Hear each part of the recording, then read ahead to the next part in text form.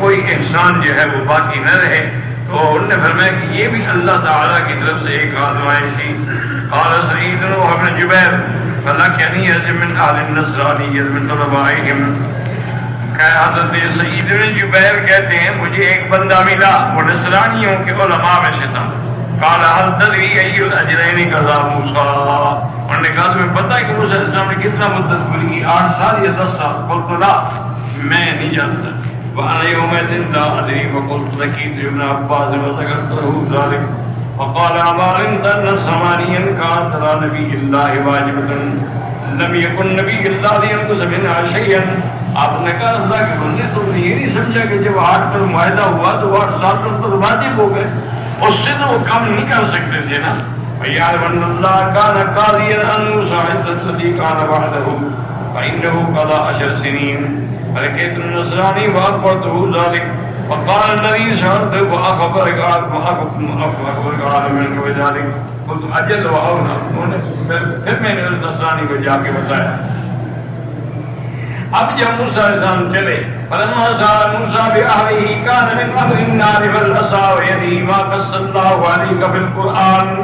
پھر حضرت موسیٰ علیہ السلام اپنی بیوی کے ساتھ بکریاں لے کے چلے تو راستے میں اندھیرا ہوا. پھر وہ بات آگ دیکھی. پھر اللہ پاک نے آپ کو نبوت عطا فرمائی. پھر وہ سارا واقعہ جو تھا وہ بیان کیا.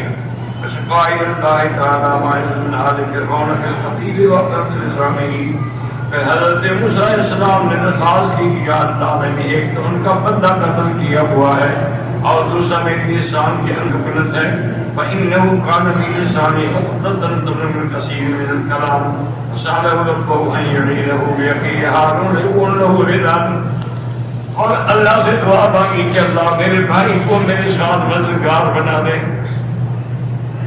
ويتكلم بكثير مما لا يلزم به لسانه فأعطاه الله رسوله وحل عقدة من لسانه وأوحى الله إلى هارون وأمره أن يلقاه. تو حضرت ہارون کو بھی نبوت مل گئی. فانطلق موسیٰ بعصاه حتى لقي هارون علیہ السلام فانطلقا جميعا إلى فرعون. وہ دونوں فرعون کے پاس آئے. فقام على بابه من لا يؤذن لهما. وہ فرعون کے باہر کے دروازے پہ کھڑے رہتا کہ ان کو اندر جانے کی اجازت بھی وہ نہیں دیتے تھے. ثم أذنوا بعد إيام شديد. کافی دیر کے بعد پھر اجازت ملی. فقالا إنا رسول ربك. انہوں نے کہا ہم تو اللہ کی طرف سے بھیجے گئے. قال ومن ربكما فأخبره بالذي قص الله عليك بالقرآن. قال وما تريدان وذكره الكثير بعد ما قسمتا. قال أريد تؤمن بالله وترسل معنا بني إسرائيل. کیا تم اللہ پر ایمان لے آؤ اور بنی اسرائیل کو بھی چھوڑ دو. فأبى عليه وقال ائت بآية إن كنت من الصادقين. کوئی نشانی مجھے دکھاؤ کہ واقعی تم سچے رسول ہو. فألقى عصاه إذا هي حية تسعى عظيمة. آپ نے عصا ڈالا تو بہت بڑا سانپ بن گیا. فأخذ القاها مسلح فرعون. منہ کھولا ہوا تو فرعون کی طرف جانے لگا. فلما رأى فرعون قاصدة إليه خاف فاقترب عن سبيله. اب جب فرعون نے دیکھا کہ وہ تو سانپ سیدھا میری طرف آ رہا ہے اور گھبرا گیا، ڈر گیا اور اپنے پلنگ سے بھی اتر گیا. بس نماز موسیٰ موسیٰ علیہ السلام تو کہا کہ مہربانی کرو اسلام سے مجھے بچاؤ. ثم أخرج يده من جيبه فراها بيضاء بغير سوء بغير بأس. پھر آپ نے دوسرا ہاتھ کا معجزہ بھی دکھایا. ثم ردها فعادت إلى لونها الأول فاستشار الملأ حوله فيما رأوا وقالوا له هذان ساحران يريدان أن يخرجاكم من أرضكم بسحرهما ويذهبا بزينتكم المثلى. کہنے لگا یہ تو جادوگر ہیں، یہ تمہیں نکالنا چاہتے ہیں. يعني ولكم الذي هم فيه وليش فأبوا إلى موسى أن يأتوا شيئا مما طلب. انہوں نے موسیٰ علیہ السلام کی بات نہ مانی، انکار کر دیا. وقالوا له اجمعهم السحرة. تو مشیروں نے کہا تم ایسا کرو، تم بھی اپنے جادوگر اکٹھے کرو، مقابلہ کرو.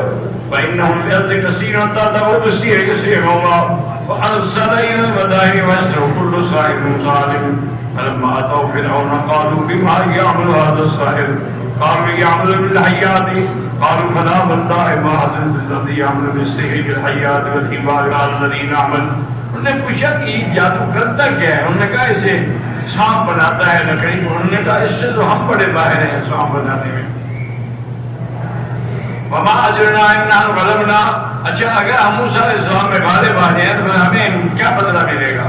قالوا كنتم اقاربي وخاصتي واسامي من كل شيء اعطتم وتباعدوا يوم الزينة وان يحشر الناس ضحى.